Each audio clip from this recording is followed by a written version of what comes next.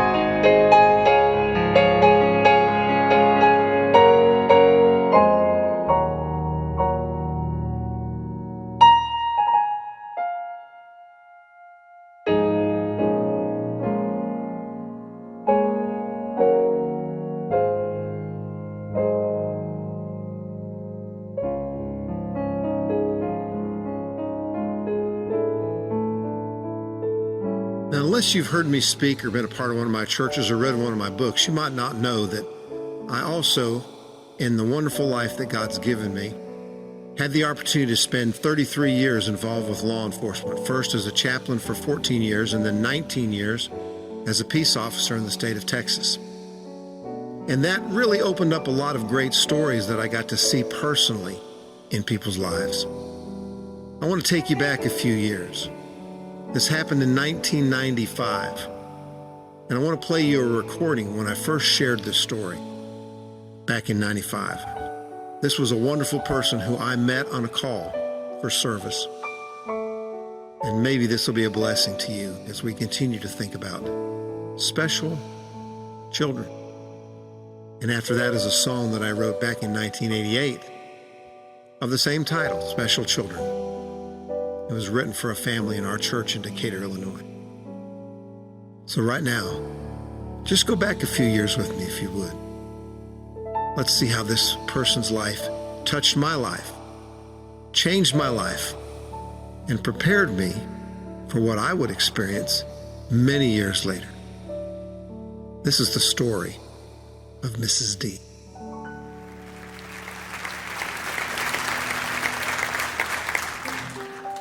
The most unique opportunity I've had in the ministry is to serve the communities in which I have lived as a police chaplain.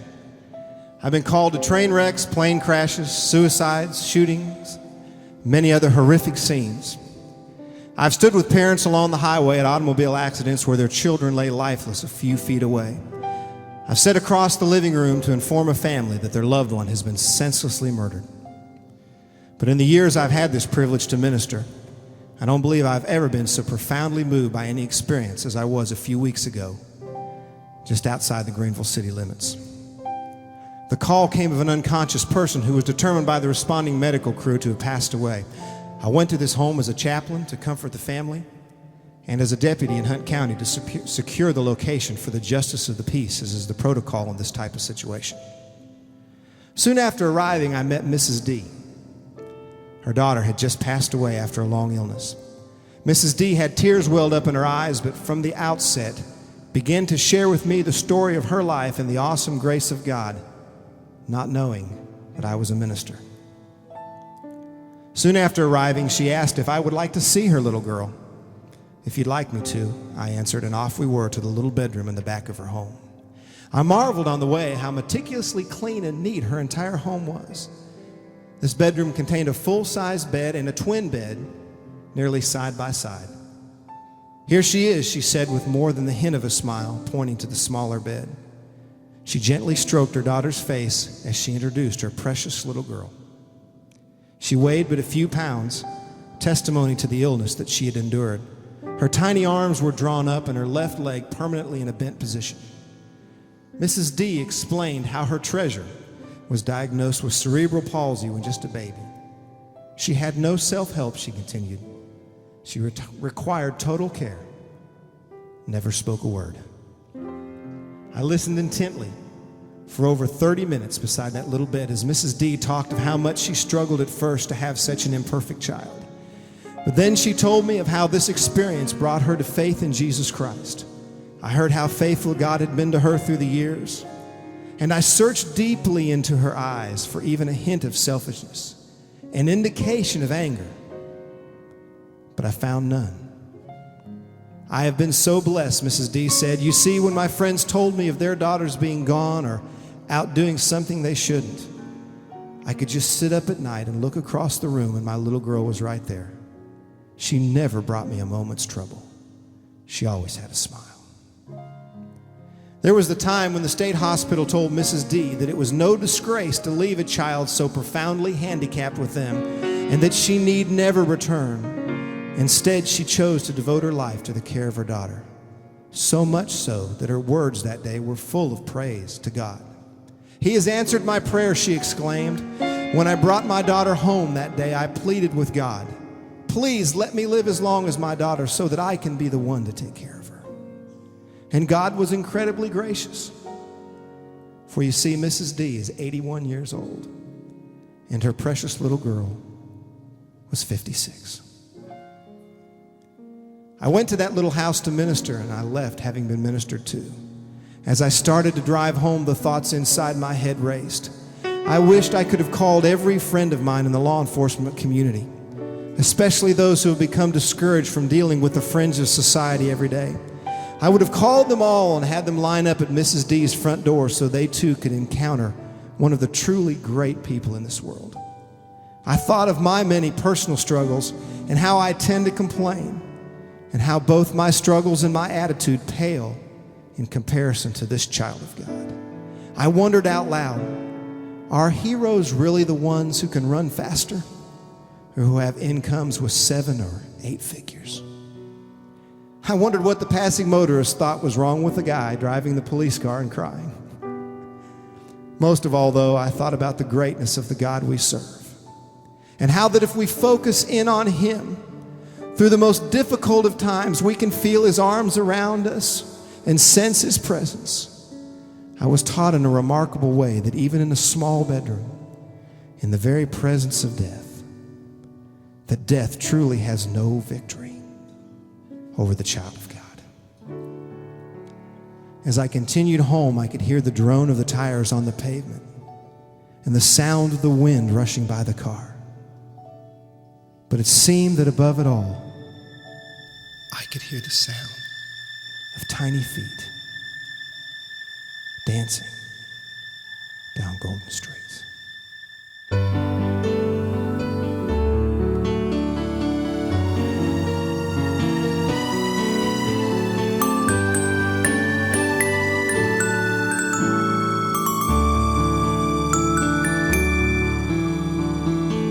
We knew right from the start he may never be real smart. Children, special children. When he stands out in a crowd, we'll stand up so tall and proud. Children, special children. Special children,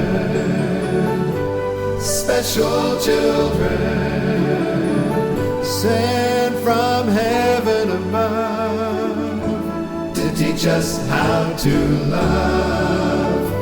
Special children, special children, a special gift from a loving God to me. We knew all along she may never live too long. Children, special children. God gave us time to love and share, to bond and hurt and learn to care. Children, special children. Special children, special children, sent from heaven above to teach us how to love. Special children, special children, a special gift from a loving God to me. Even in the darkest night, you can see a shining light, and it's children, special children, gathered round the Savior's throne, well and whole and safe at home. Children, special children. Special children, special children, a special gift from our love.